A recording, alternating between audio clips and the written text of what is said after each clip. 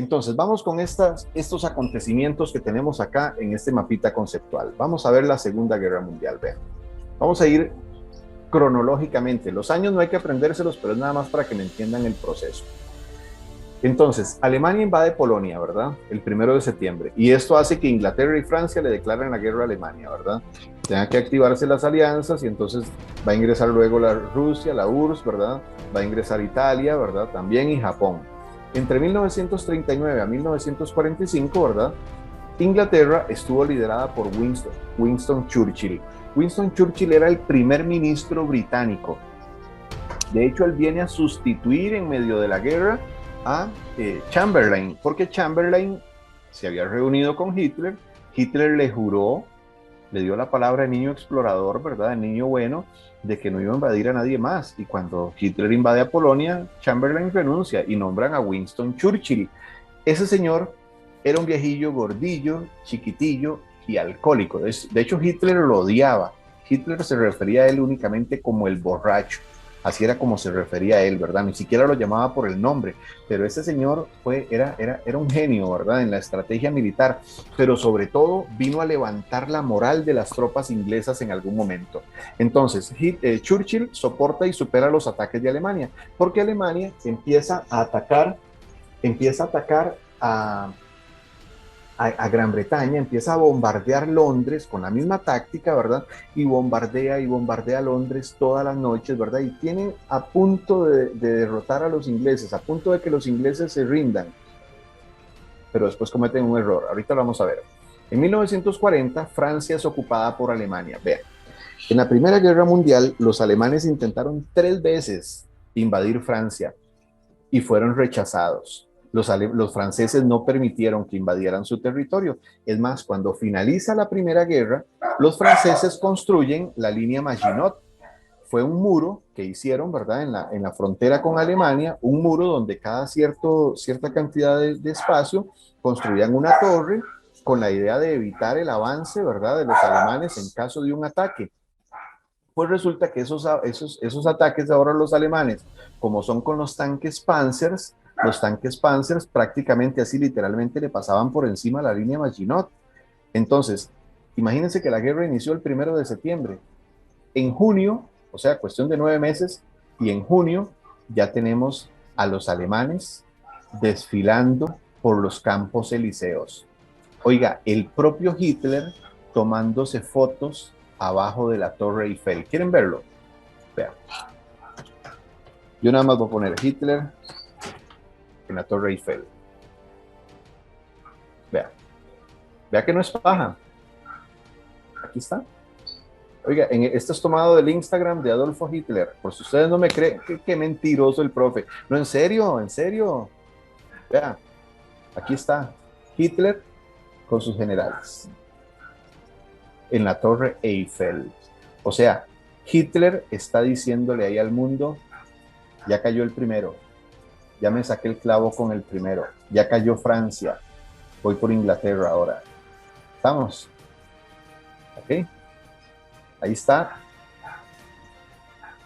Los alemanes desfilando, ¿verdad? Por Francia. Correcto, sigamos. Entonces, esto fue utilizado por Alemania como un símbolo de un virtual triunfo mundial. Entre 1940 y 41, Hitler, a cargo de Alemania, Mussolini, a cargo de Italia, Hideki Tojo, que era el general japonés, controlan gran parte de Europa, incluyendo Francia, África y Asia. O sea, tanto Italia como Alemania como Japón empiezan a expandirse y a dominar territorios. Ya vimos que Estados Unidos ingresa en 1941 después del ataque de Japón a Pearl Harbor. ¿Ok? Existen dudas sobre el ataque, pero bueno, eso es otra historia. Y entonces, como Alemania tiene a punto de rendirse a los ingleses, y ese fue un error estratégico de Hitler, él debió haber acabado por completo con Inglaterra. Pero, como cree que ya los ingleses están derrotados sin que se hayan rendido, Hitler dirige su estrategia a otro lugar y en 1941 inicia la invasión de la URSS, el famoso Plan Barbarroja. Así le llamaron, el Plan Barbarroja. Vean, detalle.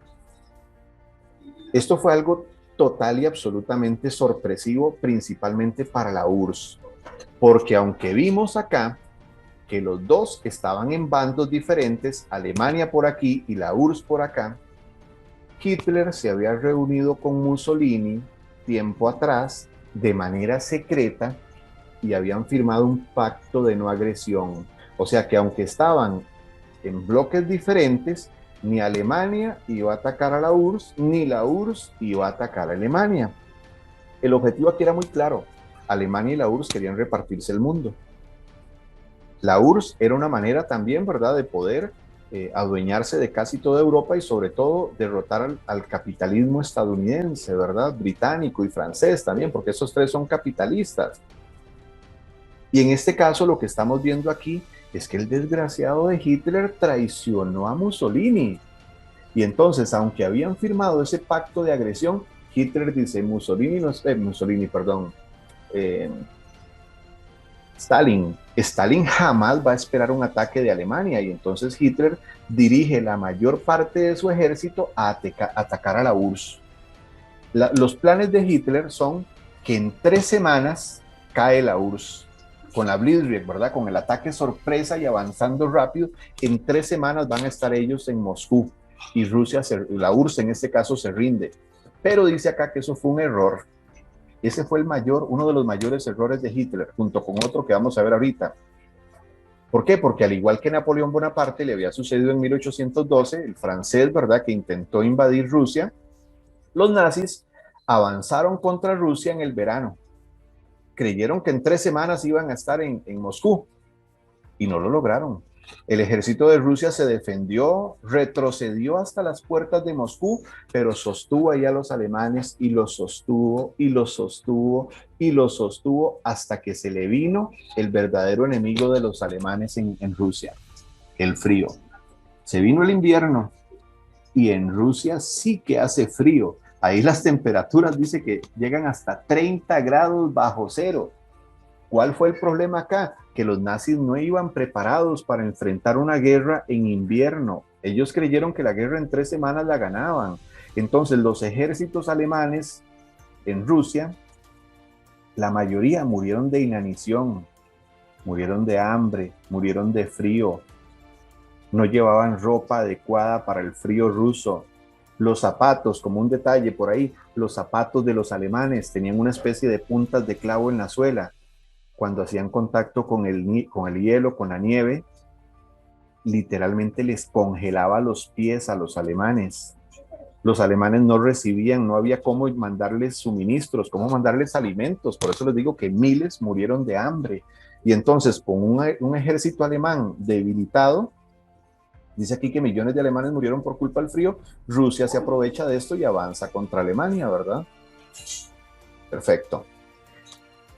Entre 1942, bueno, un detalle, no solo Hitler no logró que se rindiera la URSS, sino que esto le dio aire a Inglaterra. Churchill levanta la moral de las tropas inglesas y del pueblo inglés y ahora más bien es Inglaterra la que empieza a atacar a Alemania. Seguimos, 1942-43, los aliados acumulan triunfos, hacen retroceder a los nazis, fascistas y japoneses en todos los frentes. Empiezan a tener que retroceder, sobre todo con la llegada del ejército estadounidense. Y en 1944 empieza el fin de la guerra, así como se oye, empieza el fin de la guerra. Los aliados invaden Normandía, el famoso día el 6 de junio. Este evento marca el inicio del final para las tropas del eje. ¿Qué pasa acá? Vean, vamos a mostrarles un momentito el mapa nuevamente. Vamos a devolverlo. Aquí tenemos el mapa cargado. Vean, aquí tenemos nosotros Alemania. ¿Ok? Alemania ya se había adueñado de los Países Bajos, de Holanda, de Bélgica y de Francia. O sea que ya Alemania tenía dominado todo esto, toda esta zona. Entonces, en aquel entonces, un avión de reconocimiento alemán hace un viaje por acá, aquí es el famoso Canal de la Mancha, ¿verdad?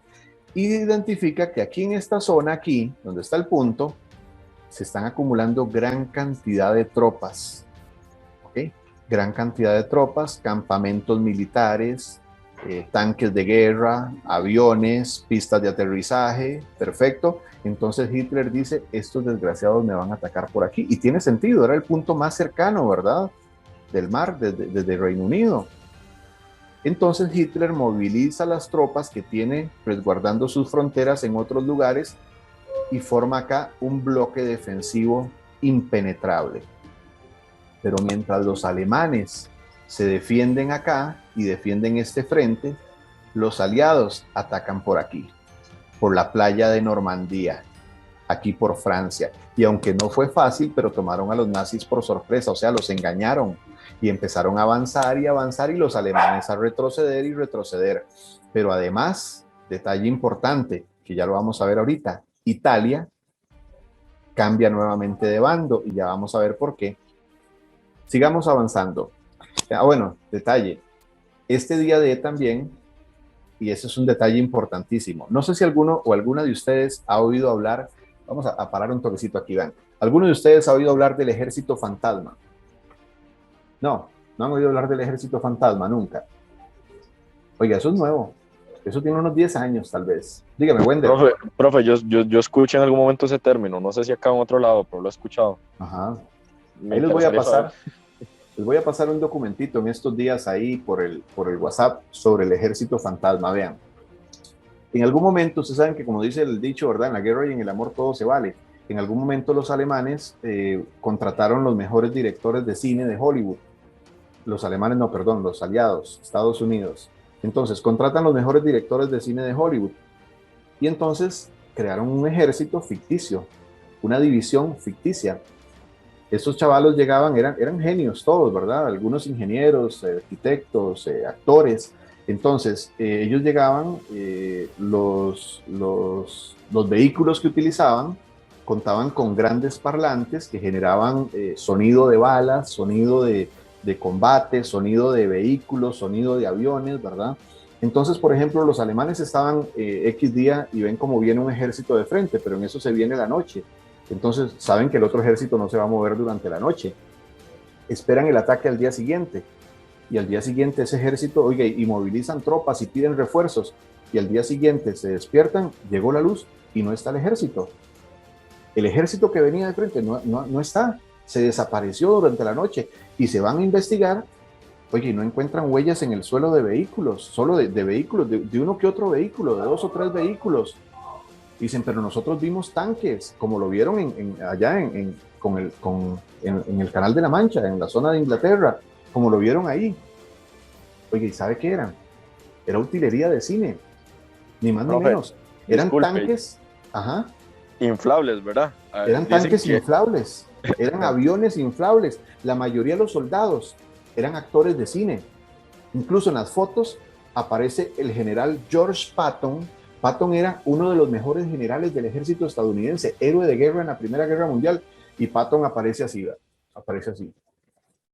en una de las fotos, casi que posando para la foto. O sea, como vean, aquí está Patton, los vamos a atacar por aquí. Y mientras se enfocaron defendiendo esa zona, resultó que ese ejército era falso. Hay videos donde se ve 2 soldados, vienen ahí caminando, los 2 soldados, de un momento a otro se meten debajo de un tanque y el tanque se levanta un poquitito. 2 soldados, dicen, qué fuerza la de esos gringos. 2 soldados levantaron un tanque, ¿no? Es que era un inflable. ¿Entienden? Y entonces, mientras era el ejército fantasma, y así distrajeron muchas veces a los alemanes. Entonces, mientras los alemanes se enfocan en defender esta zona, los atacan por sorpresa por acá. Ese 6 de junio cayeron soldados en Normandía, cayeron soldados como si fuera confeti, ni más ni menos. O sea, cayeron soldados en paracaídas, desembarcaron, ¿verdad?, de los barcos y llegaron miles y miles de soldados a esta zona, aquí en Normandía. Y ahí empiezan los alemanes a tener que retroceder. Bueno, volvamos aquí a la presentación. Vean, vamos a ver nuevamente. Yo no sé qué pasa con ese punto, siempre se apaga. Bueno. Entonces, desde febrero, la guerra todavía no ha terminado, pero desde febrero ya se empiezan a dar negociaciones para ver qué va a pasar al final de la guerra. No quieren que les vuelva a suceder lo que pasó con la Primera Guerra Mundial, ¿verdad? Que duraron después como 6 meses firmando el Tratado de Versalles. Entonces, desde febrero se realiza la conferencia de Yalta, allá en la península de Crimea, allá en Ucrania, donde se reúnen Stalin como el principal líder de la URSS, Churchill de Inglaterra, Roosevelt de Estados Unidos, que todavía no se había muerto, más adelante se va a morir, acuerdan la división para ellos de Europa. O sea, de una vez ellos establecen cómo se van a repartir Europa. Desde febrero, todavía los nazis no se han rendido. En abril, Mussolini es condenado a la horca. Lo cuelgan en la plaza de Roma. Su cuerpo es atado a caballos para ser arrastrado por la plaza. Muchos italianos lo escupían y pateaban el cuerpo. Vean lo que pasa con Mussolini. El principal enemigo de Mussolini eran los comunistas en Italia, a lo interno en Italia. O sea que a Mussolini le pasa algo como a Nicolás II, le dan un golpe de Estado, además le dan 2 golpes de Estado. A Mussolini le dan un primer golpe de Estado y escapa, huye, se va para Alemania. Le cuenta a Hitler sus penurias y tragedias. Hitler le da unas divisiones de su ejército, se moviliza a Italia y retoma el poder. Le dan un segundo golpe de Estado a Mussolini después. Esta vez quería escapar nuevamente, no le permiten escapar. Lo capturan tratando de cruzar la frontera norte de Italia. De hecho, el desgraciado, para contarles el chisme completo, el desgraciado no iba huyendo ni siquiera con su familia, iba con la amante. Así como lo oyen, ¿verdad que bueno está el chisme? ¿Verdad? Lo devuelven y lo cuelgan, lo ahorcaron. Entonces, por eso es que Italia en la Segunda Guerra Mundial también cambió de bando. No porque quiso, oiga, mataron a Mussolini.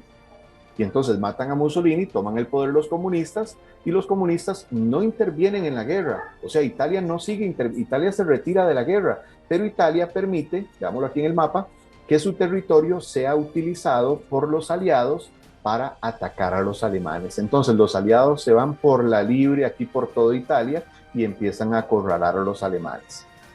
Sigamos. El 9 de mayo, la URSS ingresa a Berlín. Fueron los primeros, los rusos, en llegar a Berlín. Se declara la derrota de Alemania y el fin de los combates. ¿Ok? ¿Qué se dice de Hitler? Dice la historia que Hitler estaba refugiado o escondido en un búnker en la Cancillería, ¿verdad? En el Palacio de Gobierno en Berlín, que Hitler estaba ahí refugiado con algunos de sus más cercanos colaboradores y que cuando ven o cuando creen que ya en cualquier momento van a ser ya atacados, se toman una pastilla de cianuro y se suicida. Y ahí murió Hitler. Eso dice la historia oficial. En los últimos años han surgido una serie de teorías que evidentemente demuestran que Hitler no murió ahí. Hitler escapó. Se han descubierto una red de túneles que se mueven por debajo de toda la ciudad de Berlín. Incluso el cuerpo que los rusos tenían, que creían que era del propio Hitler, no es Hitler, es el cuerpo de una mujer. Lo encontraron calcinado cuando ellos llegan, creen que es Hitler y no es Hitler, es el cuerpo de una mujer de unos 20 años. ¿Okay? Y pues al final algunas teorías hablan de que Hitler escapó a Sudamérica, de que pasó sus últimos años entre Argentina y Chile, y efectivamente gran parte de la jerarquía nazi escaparon con rumbo a Chile, ¿verdad? Y a Argentina, fueron recibidos allá en el puerto de Misiones, en Argentina, y allá pues pasaron algunos sus últimos años, algunos fueron capturados en años siguientes. Un tipo como Martin Bormann, que era uno de los más allegados a Hitler, tenía ya una nueva identidad, se hacía llamar Juan Keller, ¿verdad? En Chile tenía negocios, empresas y todo. Y así podemos mencionar a varios casos, ¿verdad? Uno como Adolf Eichmann, que era uno de los también de los cercanos a Hitler, fue capturado por los judíos, ¿verdad? El ejército no, el servicio secreto, ¿verdad? De Israel, y llevado allá para ser condenado a muerte, ¿verdad? Pues toda una historia, ¿verdad? Con estos nazis. El 6 de agosto, la guerra ya finalizó en Europa. Alemania se rinde, pero todavía quedaba Japón. El 6 de agosto, Estados Unidos toma una decisión, bueno, y no fue el presidente Roosevelt porque ya había fallecido. El presidente Harry Truman, el vicepresidente Truman, que asumió el poder, toma una decisión lamentable. Ataca a Japón con 2 bombas atómicas. El 6 de agosto estalla una primera bomba atómica sobre la ciudad de Hiroshima y como Japón no responde, vean, Japón queda en shock. ¿Qué provoca una bomba atómica? Vean, una bomba atómica provoca una destrucción total y absoluta en un radio de 3 kilómetros. O sea, imagínense que si la bomba estalla en el Parque Central en San José, la destrucción queda totalmente en cenizas. Imagínese usted hasta Desamparados, hasta más allá de Tibás, hasta La Sabana, hasta el Mall San Pedro, todo reducido a cenizas. Vean, más de 200,000 muertos de manera instantánea, más de 500,000 personas afectadas con la radiación, la radioactividad que provoca una bomba atómica. Personas o niños que luego nacieron con mutaciones, con malformaciones congénitas, personas con amputaciones de parte de su cuerpo, fuertes quemaduras, ¿verdad?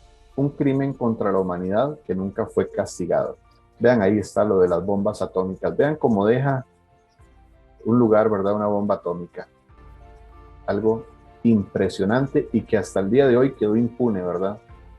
Consecuencias de la Segunda Guerra Mundial, chicos, para finalizar: 60 millones de personas muertas, 60 millones de muertos, entre ellos el exterminio del pueblo judío.